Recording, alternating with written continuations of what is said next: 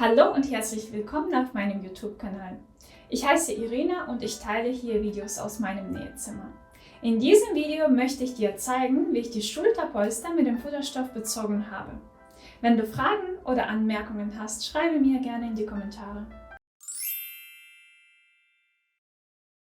Zum Beziehen der Schulterpolster braucht man Bezugsstoff. Hier habe ich Viskosefutter verwendet. Schulterpolster in ihrer Größe, einen selbstlösender Marker, Lineal, Schere, Nähgarn für die Overlock. Als erstes befreie ich meine Schulterpolster von dem Bezug, um zusätzliche Dicke zu vermeiden.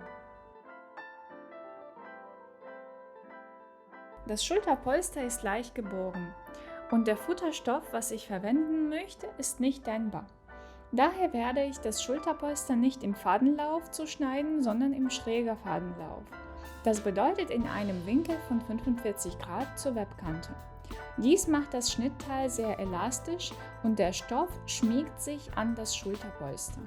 Ich halte das Schulterpolster mit etwas Druck und markiere rundum.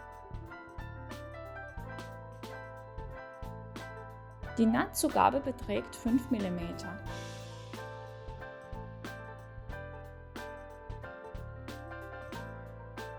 An der äußeren Linie habe ich mit einer Stoffschere das Teil zugeschnitten.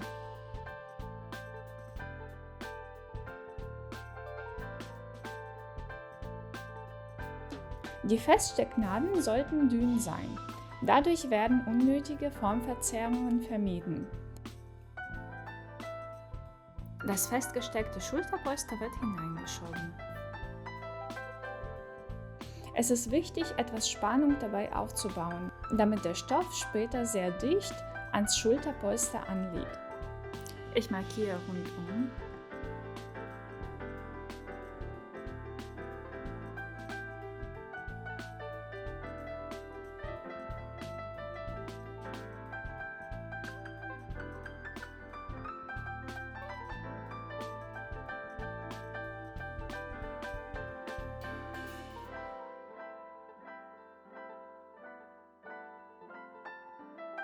Jetzt kann man das Schulterpolster mit einem geraden Handstich festheften.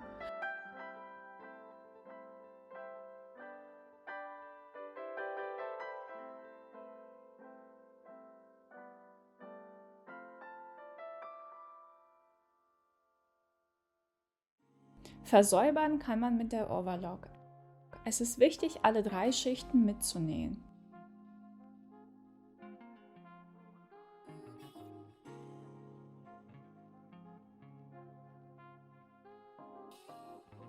Hier kann die Handnaht entfernt werden. Mit Hilfe einer Nadel werden die Nahtenden versteckt, damit die Naht nicht auseinandergeht.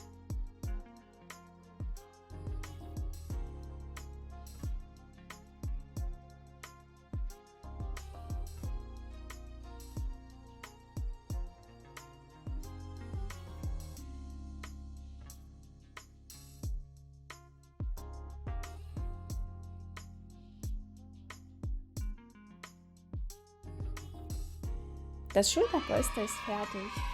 In meinem Fall bin ich total zufrieden mit einer Overlock-Naht, weil ich es dünn haben möchte.